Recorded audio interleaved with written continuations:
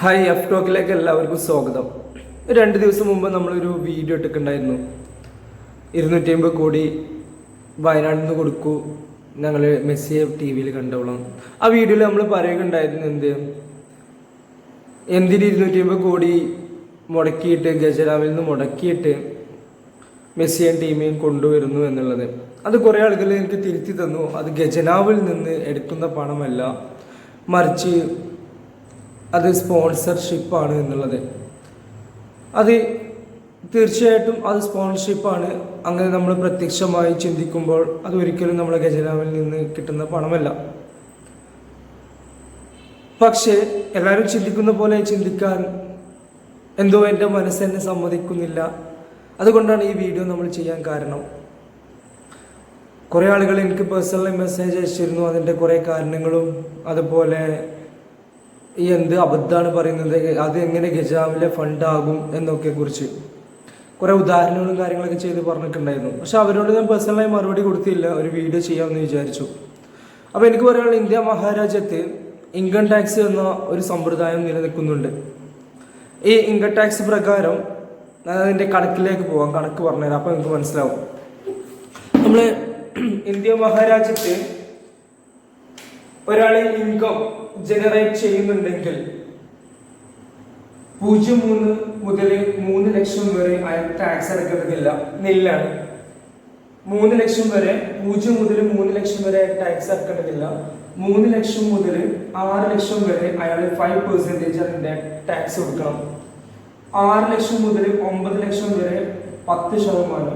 9 ലക്ഷം മുതൽ 12 ലക്ഷം വരെ അയാൾ 15%. 12 ലക്ഷം മുതൽ 15 ലക്ഷം വരെ അയാൾ 20%.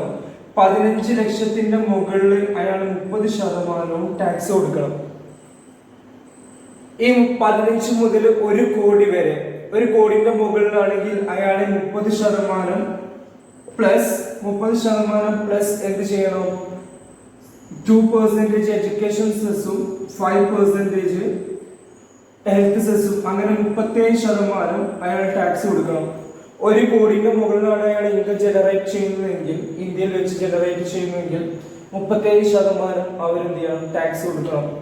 അത് 10 കോടിന്റെ മുകളിലാണെങ്കിൽ 10 കോടിക്ക് മുകളിൽ വരുന്നതിന് 30% ടാക്സും പ്ലസ് 12% സെസ്സും വരും. 7 മുതൽ 12%, അങ്ങനെ 42% അവർ ടാക്സ് കൊടുക്കണം. കേരളത്തിലെ അർജന്റീന ടീം വരുമ്പോൾ ഞാൻ വിചാരിക്കുന്നത് ഇത് കേരളത്തിലെ കമ്പനികൾ അല്ലെങ്കിൽ ഇന്ത്യയിലെ കമ്പനികളാവും ഇതിന് സ്പോൺസർഷിപ്പ് നൽകുന്നത് എന്നാണ്. അങ്ങനെയാണെങ്കിൽ ഇത് ഖജനാവിലെ പണം തന്നെയാണ് ഇതിനു വേണ്ടി ഉപയോഗിക്കുന്നത് എന്നാണ് എനിക്ക് പറയാനുള്ളത്. കാരണം ഇന്ത്യ മഹാരാജ്യത്ത് 250 കോടി ഇത് പല കമ്പനികളും ചിലപ്പോൾ സ്പോൺസർ ചെയ്യുന്നുണ്ടെങ്കിലും എങ്കിലും അവർക്ക് ഇൻകം ടാക്സ് എന്ന് പറഞ്ഞിട്ടുള്ള കാര്യമുണ്ട്. ഇന്ത്യ മഹാരാജ്യത്തെ ഇൻകം ടാക്സ് പ്രകാരം നമ്മൾ പൊളിറ്റിക്കൽ പാർട്ടികൾക്ക് നൽകുന്ന ഫണ്ട് അല്ലെങ്കിൽ ചാരിറ്റി കാര്യങ്ങൾക്ക് നൽകുന്ന ചാരിറ്റി ഡൊണേഷനും കാര്യങ്ങളൊക്കെ, അതുപോലെ ഇങ്ങനെ നൽകുന്ന സംഭാവനകൾ, ഇങ്ങനെ നൽകുന്ന സ്പോൺസർഷിപ്പ് ഒക്കെ ടാക്സിൽ നിന്ന് അവർ അക്സെപ്റ്റ് ചെയ്തിട്ടുണ്ട് എന്നുള്ളതാണ്. അപ്പോൾ ഇവിടെ 10 കോടി കൊടുക്കുന്ന ആളുകൾക്ക് ആ 10 കോടി, ഇപ്പോൾ നമുക്ക് വിചാരിക്കുക അയാൾ 1 കോടിന്റെ മുകളിലുള്ള ആ 10 കോടിയാണ് അവര് സ്പോൺസർ ചെയ്യുന്നത് എന്ന് വിചാരിക്കാം. എന്തായാലും 1 ലക്ഷം 2 ലക്ഷം വരുമാനമുള്ള ആളുകൾ എന്തായാലും ഇതിലേക്ക് സ്പോൺസർ ചെയ്യില്ല. അങ്ങനെയാണെങ്കിൽ 1 കോടിയാണ് അയാൾക്ക് 1 കോടി രൂപയാണ് അയാൾ സ്പോൺസർ ചെയ്യുന്നതെങ്കിൽ, 10 കോടിയാണ് അയാൾ സ്പോൺസർ ചെയ്യുന്നതെങ്കിൽ അയാള് നമ്മൾ മിനിമം 30% സെസ് ഒഴിവാക്കിയിട്ട് നോക്കുകയാണെങ്കിൽ തന്നെ 30% ടാക്സ് കൊടുക്കേണ്ടതുണ്ട്. അതായത് ഈ 10 കോടിയുടെ 30% എന്ന് പറഞ്ഞാൽ 3 കോടി അയാൾക്ക് ടാക്സ് കൊടുക്കേണ്ടതുണ്ട്.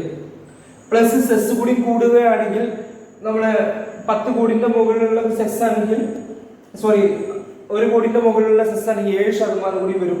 അങ്ങനെയാണെങ്കിൽ 7% എന്ന് പറയുന്നത് ഒരു 10 കോടി കാൽക്കുലേറ്റ് എടുക്കേണ്ടി വന്നു. അപ്പോൾ 10 കോടിന്റെ 37% അയാൾ ടാക്സ് കൊടുക്കണമെന്നുണ്ടെങ്കിൽ 10 × 37 അത് 3,70,00,000 അയാൾ എന്ത് ചെയ്യണം? ടാക്സ് കൊടുക്കണം എന്നുള്ളതാണ്.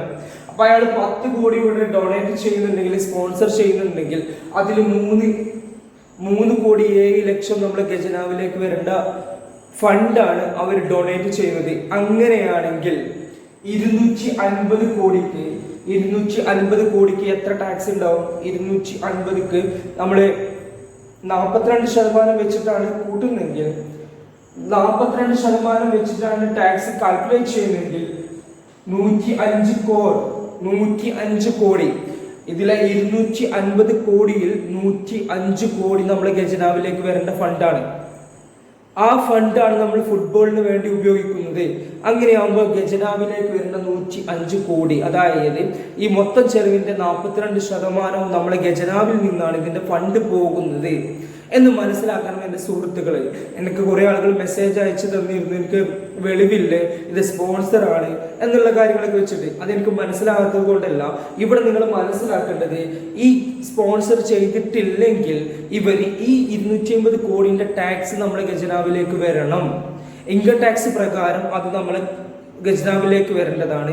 ഈ 105 കോടി എന്ന് പറയുന്നത് നമ്മളെ ഖജനാവിലേക്ക് കിട്ടേണ്ടതാണ്. അപ്പം അങ്ങനെ വെച്ച് നോക്കുമ്പോൾ ഇത് ഫുള്ള് സ്പോൺസർഷിപ്പ് അല്ല. ഇതിലെ 42% നമ്മുടെ ഖജനാവിൽ നിന്നാണെങ്കിൽ ബാക്കി 58% മാത്രമാണ് എവിടുന്നുള്ളത്? നമ്മളുടെ അവർ പരസ്യത്തിന് വേണ്ടി ഉപയോഗിക്കുന്ന അവരുടെ ഫണ്ട് എന്ന് പറയുന്നത് 52%. ബാക്കി 42%, 105 കോടി എന്നുള്ളത് നമ്മളുടെ ഖജനാവിലേക്ക് വരേണ്ട ഫണ്ടാണ് എന്ന് നിങ്ങൾ മനസ്സിലാക്കണം. എല്ലാവരും പോലെ ചിന്തിക്കുന്ന പോലെ നമ്മൾ ചിന്തിച്ചിരിക്കുന്നെങ്കിൽ ഇങ്ങനെ ഒരു വാസ്തവം നിങ്ങൾക്ക് മുമ്പിൽ എത്തിയില്ലായിരുന്നു. നിങ്ങൾക്ക് ഈ കാര്യങ്ങൾ ശരിയാണെന്ന് തോന്നുന്നുണ്ടെങ്കിൽ തീർച്ചയായും എന്ത് ചെയ്യുക, നിങ്ങൾ നമ്മളുടെ ഈ വീഡിയോ മറ്റുള്ളവർക്ക് ഷെയർ ചെയ്യുക. കാരണം പല ആളുകളും ഇതിനെ ന്യായീകരിക്കുന്നത് ഈ ഫണ്ട് സ്പോൺസർഷിപ്പ് ആണ് എന്ന് പറഞ്ഞിട്ടുള്ളത് കൊണ്ടാണ്. അങ്ങനെ ഇത് ഫുള്ള് സ്പോൺസർഷിപ്പ് അല്ല. ഇതിലെ 42% നമ്മൾ ഫണ്ടാണ്, ഖജനാവിലേക്ക് വരേണ്ടതാണ്. നമുക്ക് റോഡുകളായിട്ടും മറ്റു ഹോസ്പിറ്റലുകളായിട്ടും സർക്കാർ സേവനങ്ങൾക്ക് വേണ്ടി ഉപയോഗിക്കേണ്ട 105 കോടിയാണ് നമ്മൾ ഈ ഫുട്ബോളിന് വേണ്ടിയിട്ട് ഉപയോഗിക്കുന്നത്. അപ്പോൾ ഫുട്ബോളിന് ഉപയോഗിക്കുന്നതിനെ കുറിച്ച് ഞാൻ തെറ്റല്ല പറയുന്നത്. അപ്പം ഞാൻ ആ വീഡിയോ ചെയ്തപ്പോൾ പല ആളുകളും പറഞ്ഞു ഇത് സ്പോൺസർഷിപ്പാണ്, അല്ലാതെ ഖജനാവിൽ നിന്നല്ല. അങ്ങനെയുള്ള ആളുകൾക്ക് ഇത് ഖജനാവിൽ നിന്നും ഇതിൻ്റെ 42% പോകുന്നുണ്ട് എന്നാണ് എനിക്ക് നിങ്ങളോട് ഓർമ്മപ്പെടുത്താറുള്ളത്. അപ്പോൾ താങ്ക് യു ഫോർ വാച്ചിങ്.